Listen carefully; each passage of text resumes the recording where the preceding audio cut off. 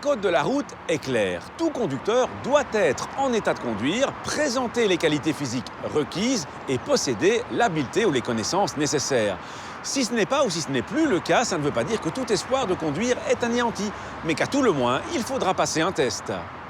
Mais lorsque le conducteur a un problème fonctionnel, de quelque nature que ce soit, il est obligé de restituer son permis de conduire auprès de l'autorité qui l'a délivré et également avertir sa compagnie d'assurance d'une modification du risque.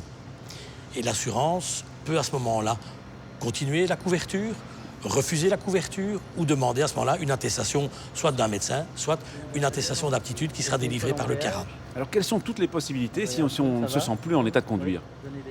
Il y a d'abord, je crois, la première démarche à faire, c'est en discuter avec son médecin traitant. Les médecins ont été avertis, suivant le nouvel arrêté royal concernant le permis de conduire, des dispositions à prendre lorsqu'un patient ne répond plus aux critères d'aptitude à la conduite. Et le médecin, à ce moment-là, peut renvoyer le candidat, le patient chez nous, pour que nous pratiquions donc une évaluation complète de ses aptitudes à la conduite. Donc on va d'abord faire 1 ou 2 tours du bâtiment, comme ça vous pouvez bien vous habituer à la voiture. Les gens se présentent aussi avec parfois des véhicules modifiés et on vérifie s'ils savent les utiliser. Bien sûr, c'est donc le but d'une évaluation, d'abord au niveau de l'aptitude pure et de définir également les transformations apportées au véhicule, les adaptations apportées au véhicule pour qu'une personne présentant un handicap moteur puisse effectivement circuler à bord de son véhicule en toute sécurité. Donc on peut dire que le CARA n'a pas pour but de recaler les gens. Du tout.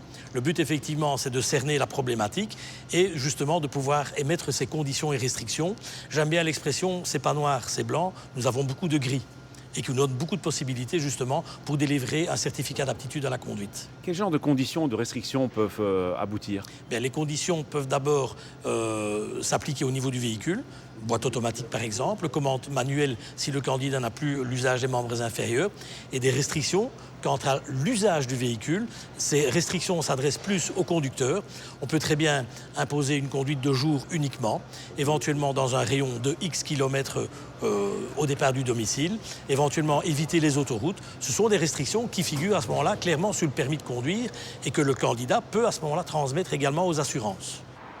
Conduire en étant plus apte, sans prendre la précaution de se faire tester, c'est prendre le risque de faire le kilomètre de trop qui mènerait à l'accident. Et je suis sûr que personne d'entre vous ne souhaite que cela lui arrive. Voilà pourquoi il est important de savoir s'auto-évaluer de manière réaliste en privilégiant l'aspect sécurité par rapport à l'aspect mobilité. À la question de la semaine dernière, il fallait répondre qu'un usager qui commet une infraction doit pouvoir présenter à un policier un document d'identité dès 15 ans. A gagné cette semaine un trolley de voyage. La question, un surveillant habilité doit avoir au moins 18 ans, avoir au moins 18 ans et suivre une formation, ou avoir au moins 21 ans et suivre une formation. Soit vous téléphonez au 0905 56 493, soit vous envoyez un SMS au 60 20 en tapant contact 1, 2 ou 3.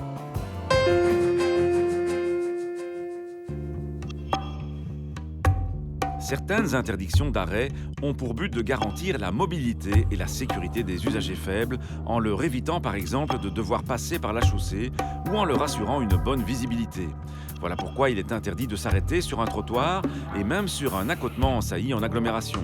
Voilà pourquoi il est également interdit de s'arrêter sur une piste cyclable, mais aussi à moins de 5 mètres de l'endroit où les cyclistes doivent quitter une piste cyclable pour circuler sur la chaussée ou quitter la chaussée pour circuler sur la piste cyclable.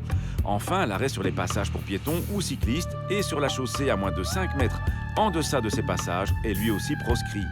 À tous ces endroits, un simple arrêt de quelques secondes est donc punissable d'une amende de 55 ou de 110 € selon le cas. À la semaine prochaine et d'ici là, bonne route!